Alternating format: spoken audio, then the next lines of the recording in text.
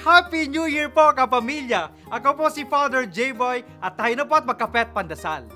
Habang ninanamnam natin ang masarap na bakasyon sa nakaraang Pasko, nararapat lamang na magbalik tanaw sa nakaraan upang lalong palalimin ang natutuhan sa mga nagdaang karanasan. Ang pagbabalik tanaw na ito ay makakatulong sa pagkakataong baguhin ang buhay natin sa bagong taong ito.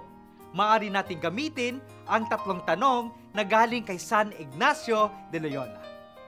Unang-una, ano ang nagawa ko para sa Diyos? Isa-isahin ang mga importanteng karanasan sa nagdaang taon. Pagnilayan ang katuturan ng mga ito sa iyong buhay. Usisahin ang naidulot nitong kabutihan sa iyong paglago bilang anak ng Diyos. Pangalawa, ano ang ginagawa ko para sa Diyos ngayon? Sa kasalukuyang panahon, ano-ano ang pinagkakaabalahan ko? At para sa hinaharap, ang pangatlo, ano ang maaaring gawin ko para sa Diyos? Ano-anong aspeto sa aking buhay ang kailangan kong bigyang pansin upang lalo akong maging mabuting tao?